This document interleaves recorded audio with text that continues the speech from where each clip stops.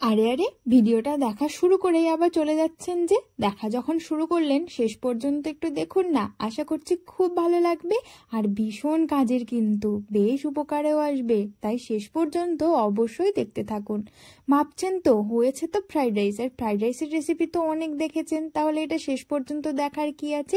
শেষ পর্যন্ত দেখার অনেক কিছু আছে। আগে রেসিপিটা শুরু করি, তারপর আস্তে আস্তে সবটা বলছি। রাইস কুকারে একদম ঝরঝরে ভাত করে নেওয়া হয়েছিল, আর অন্যদিকে নিয়ে নেওয়া হয়েছিল কাজু, কিশমিশ, চিনি। এইদিকে সবজির মধ্যে ছিল ঝিঙে আর মিষ্টি কুমড়ো। কখনো কি ভেবেছেন ঝিঙে আর মিষ্টি কুমড়ো দিয়ে এত সুন্দর সুস্বাদু ফ্রাইড রাইস বানানো যায়?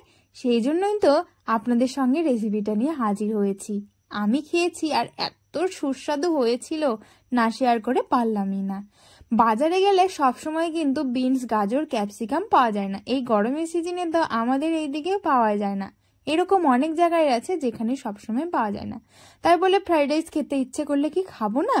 খেতে হবেই, ইচ্ছে যখন করবে খাবোই। আর এই সময় বাড়িতে কিন্তু ঝিঙে, মিষ্টি কুমড়ো এইগুলো প্রায় সকল বাড়িতেই থাকে, তাই সেইগুলো দিয়েই কিন্তু আপনারা ঝটপট বানিয়ে ফেলতে পারেন।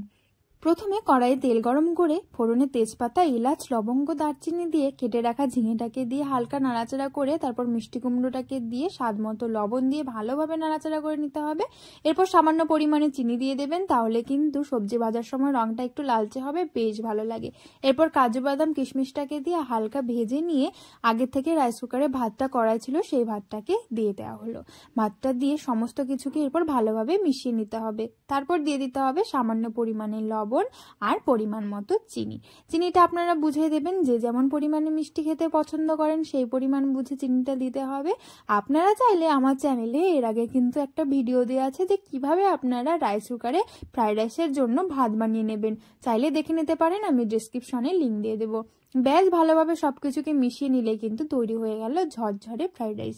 তাই অবশ্যই হাতের কাছে যে সবজিগুলো আছে সেইগুলো দিয়ে আপনারা ঝটপট বানিয়ে ফেলুন এই পুজোতেই। ভিডিওটা ভালো লাগলে অবশ্যই চ্যানেলটিকে সাবস্ক্রাইব করে পাশে থাকার অনুরোধ রইল। ধন্যবাদ।